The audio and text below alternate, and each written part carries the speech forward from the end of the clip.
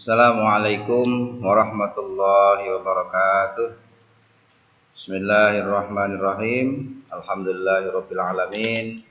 Segala puji dan syukur kehadirat Allah Subhanahu wa taala. Alhamdulillah pada kesempatan hari ini kita bisa bertemu kembali melalui tayangan video ini.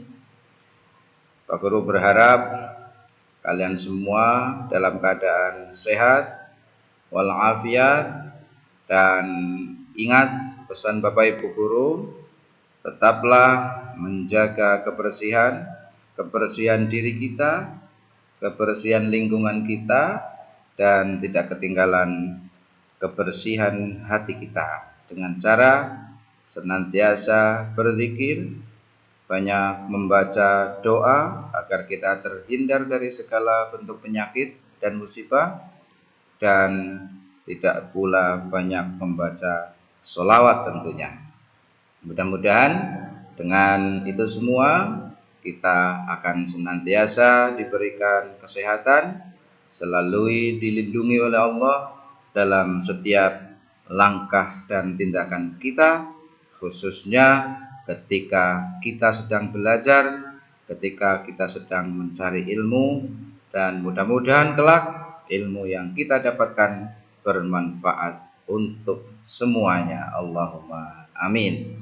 Anak-anak sekalian, berbahagia sekali pada hari ini, pertemuan kali ini Pak Guru akan menyampaikan materi untuk kelas 7 di semester genap ini. Pada pertemuan kedua mestinya, yaitu mengenai menerapkan ragam hias pada bahan tekstil. Nah, ragam hias ini sudah banyak ditemukan di Nusantara. Motif hias, kalau kita melihat gambar, melihat lukisan, dulu di semester 1 sudah kita pelajari penerapan ragam hias flora, di mana kita menggambar tumbuhan dengan motif-motif tumbuhan, dan media gambarnya adalah kertas. Nah, kali ini menerapkan ragam hias, tetapi media yang digunakan adalah tekstil atau kain. Nah, ini sudah banyak sekali kita temukan. Di antara motif ragam hias yang paling sering kita temukan, dan malah kita sudah sering memakainya, yaitu ragam hias dengan teknik batik atau baju batik yang kita kenakan. Nah, itulah salah satu ragam hias Nusantara. Nusantara itu di seluruh Indonesia sudah diterapkan. Nah, di antara ragam hias pada bahan tekstil yang banyak digunakan, yang banyak diterapkan, kita lihat caranya melalui berbagai cara. Ada dengan cara membatik. Batik itu nanti jenisnya juga macam-macam. Kemudian menenun, atau dengan cara dibordir, dengan cara disulam, atau juga bisa dilakukan dengan cara dilukis, seperti halnya kita menggambar. Nah, berikutnya jenis dan sifat bahan tekstil. Nah, bahan-bahan atau pakaian yang sering kita kenakan, kita tentu tidak asing dengan istilah-istilah ini. Ada yang disebut dengan bahan katun, bahannya tipis, kemudian menyerap air, mudah kusut, dan lentur, ya, lentur lembek menyerap air, kemudian mudah kusut. Kemudian yang kedua adalah bahan jenis wool. Wool ini sangat lentur, sangat lembek, tidak mudah kusut, tetapi jika terkena panas maka bahan itu akan melunak, akan tambah lembek. Kemudian berikutnya jenis bahan sutra. Ini juga bisa kita gunakan untuk membuat ragam hias tekstil. Bahan sutra ini termasuk jenis bahan yang tergolong berharga karena memang pada umumnya harga kain sutra itu lebih mahal dibandingkan dengan bahan-bahan lainnya. Kalau kita, apalagi yang putra Pak Guru, itu belum pernah mengenakan pakaian dengan bahan sutra, karena dalam Islam itu kalau mengenakan pakaian sutra itu bagi laki-laki itu tidak diperbolehkan, karena masih banyak jenis bahan lain yang bagus-bagus. Kalau dipakai oleh perempuan tentu akan tambah bagus, akan tambah indah. Nah, sifat bahan sutra itu lembut, bahannya licin, bahkan tipis sekali, lentur tetapi kuat. Nanti akan ada penjelasan terbuat dari apa. Kemudian tekstil dari bahan polister dan nilon. Nah, ini tidak tahan panas dan tidak mudah kusut. Ya. Anak-anak sekalian, itu tentang jenis dan sifat bahan tekstil. Nah, berikutnya setelah ada bahannya, yang harus dipersiapkan berikutnya, yang harus kita pahami berikutnya sebelum kita membuat ragam hiasnya, menerapkan ragam hiasnya, jenis dan bahan pewarnanya. Kita harus paham ini.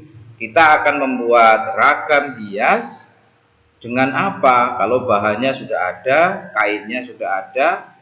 Nah, kainnya nanti bisa kain yang berupa sudah jadi kaos.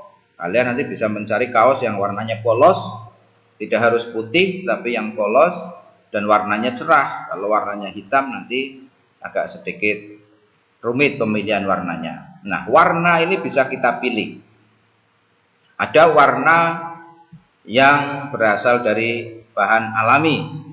Ini dibuat dari ekstrak akaran, daun, bisa juga berasal dari kulit kayu. Kita tahu lingkungan alam sekitar kita juga sangat mungkin bisa kita manfaatkan untuk berkarya. Misalnya kalau kita ingin menghasilkan warna merah, maka akan kita gunakan daun pohon jati atau daun jati. Ini akan menghasilkan warna merah. Kemudian daun pandan, ini akan menghasilkan warna hijau dan seterusnya. Yang kedua adalah pewarna buatan. Ini tentu sudah tidak asing lagi bahwa pewarna buatan itu sangat banyak jenisnya. Ketika kita beli di toko atau memesan di toko, kita akan meminta jenis yang seperti apa, kualitas yang bagaimana, itu sudah tersedia. Nah, setelah tadi bahannya, jenis-jenis bahan kita kenali, kemudian pewarna juga kita pahami. Nah, berikutnya adalah yang dipersiapkan langkahnya. Langkah apa saja yang harus kita persiapkan ketika kita akan menerapkan ragam hias pada bahan tekstil, khususnya tekniknya yang digunakan adalah menggambar. Menggambar itu teknik dalam hal ini sama dengan melukis. Yang pertama, siapkan gambar rancangan, gambar buramnya. Nah, gambar buramnya kita siapkan terlebih dahulu, rancangan gambarnya. Kemudian yang kedua, siapkan kaos oblong. Kaos oblong itu kaos yang polos, kaos yang tidak berkerah.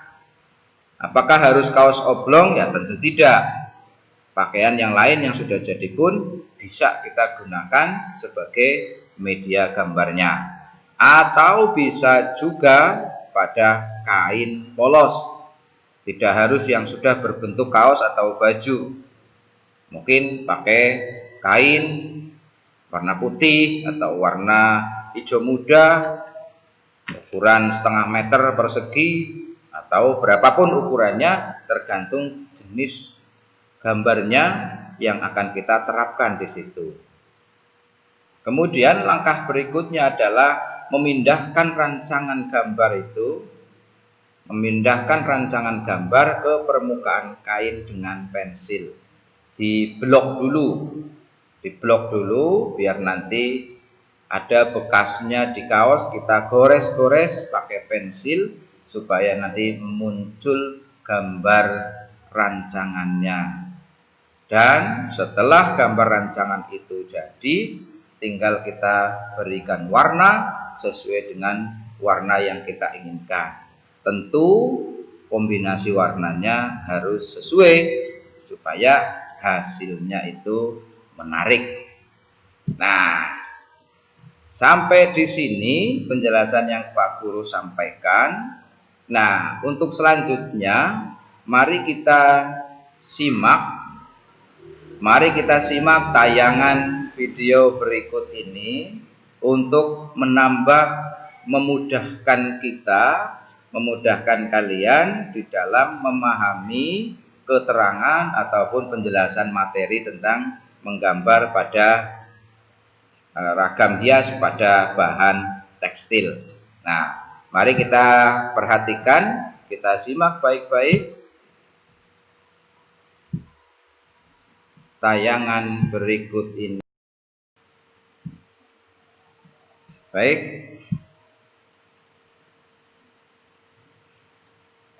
Ya, baik, mari kita simak baik-baik. Kita perhatikan tayangan berikut ini. Selamat menyaksikan.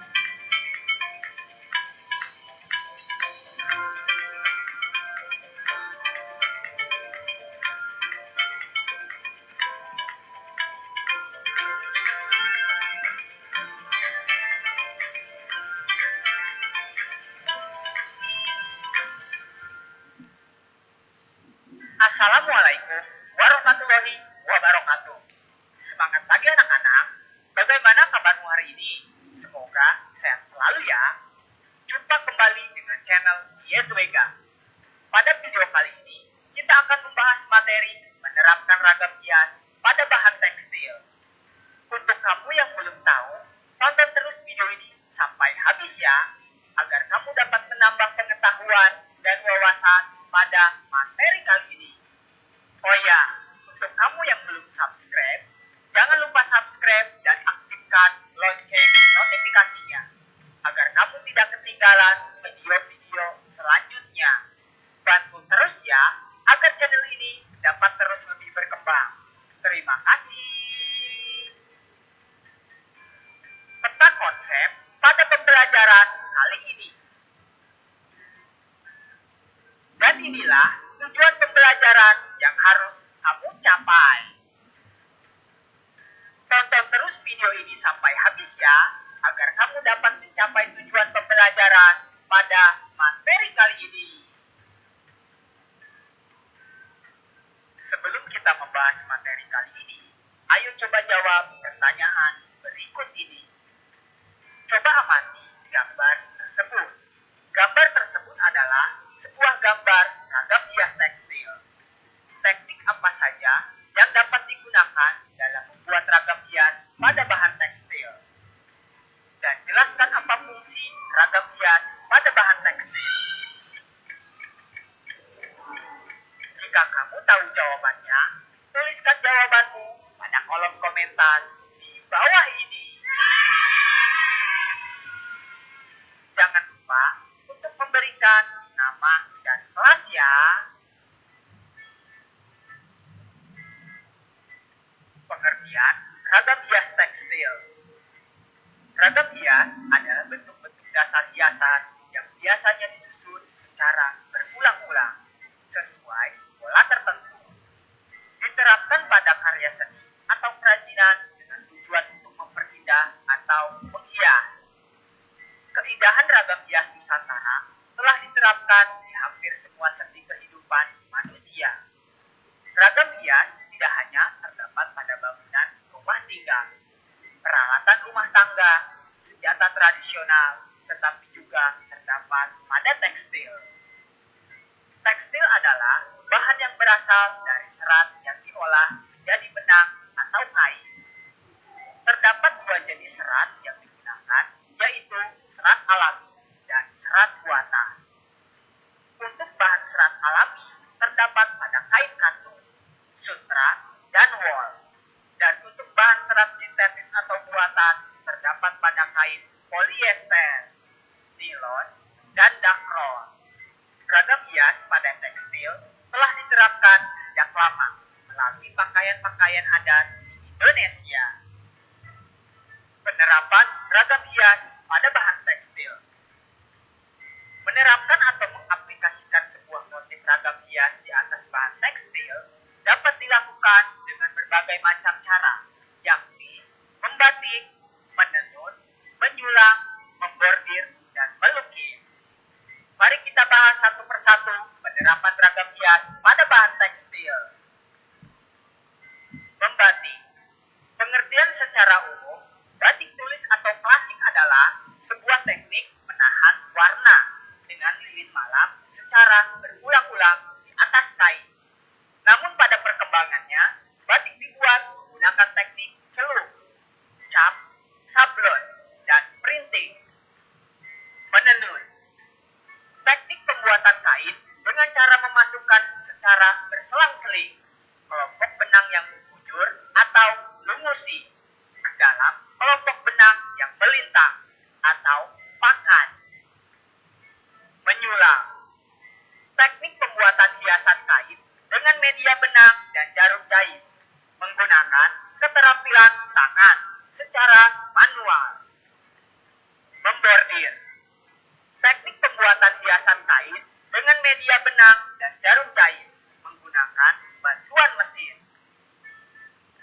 Melukis. Teknik pembuatan hiasan pada kain menggunakan alat bahan kuas dan cat. Itulah penerapan ragam hias pada bahan tekstil. Selanjutnya, kita akan mempelajari jenis dan sifat bahan tekstil. Bahan tekstil memiliki keanekaragaman jenis bahan dasar yang berasal dari alam maupun buatan. Bahan dasar tekstil akan mempengaruhi sifat dan bahan tekstil yang telah diproduksi. Jenis tekstil dapat diketahui dari perbedaan jenis benang dan permukaan teksturnya. Benang dibuat dari bahan alam ataupun bahan buatan. Berikut ini merupakan jenis dan bahan tekstil beserta sifatnya. Jenis bahan tekstil alami sebagai berikut. Yang pertama, kapuk. Sifat bahan tekstil kapuk yaitu teksturnya halus, memiliki serat yang pendek, tahan terhadap kelembaban, dan cepat kering bila basah. Bahan tekstil alami yang kedua adalah katun. Sifat bahan tekstil alami katun yaitu memiliki sifat menyerap air, mudah kusut, lentur, dan dapat disetrika dalam temperatur panas yang tinggi. Bahan tekstil alami yang ketiga adalah sutra. Sifat bahan tekstil alami sutra yaitu memiliki sifat lembut, licin, berkilap, lentur, dan kuat. Bahkan sutra banyak menyerap air dan memiliki rasa sejuk apabila digunakan. Bahan tekstil alami yang keempat yaitu wol. Sifat bahan tekstil alami wol yaitu memiliki sifat yang sangat lentur, tidak mudah kusut, dapat menahan panas, dan apabila dipanaskan akan menjadi lebih lunak. Bahan tekstil alami yang kelima yaitu goni. Sifat dari bahan tekstil alami goni yaitu berasal dari tumbuhan rami atau rosella, merupakan serat termurah dan cepat rusak bila terkena air dalam waktu yang lama. Selanjutnya, sifat dari jenis bahan tekstil buatan sebagai berikut. Yang pertama, nilon. Sifat dari bahan tekstil buatan nilon yaitu sangat kuat dan tahan lama, bisa menjadi sangat mengkilat atau usap, tahan terhadap serangga, jamur, lumut, dan kebusukan. Bahan tekstil buatan yang kedua yaitu dakron. Sifat dari bahan tekstil buatan dakron yaitu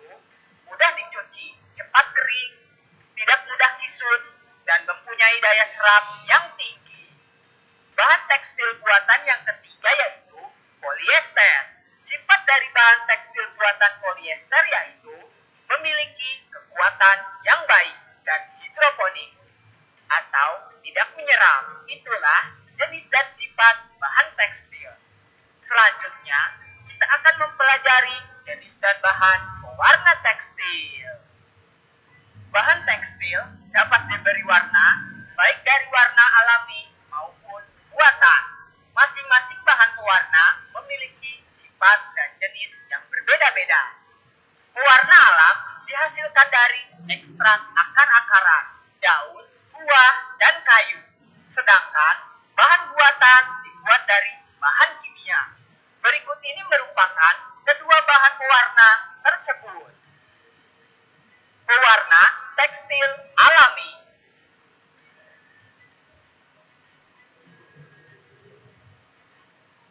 Pewarna tekstil buatan.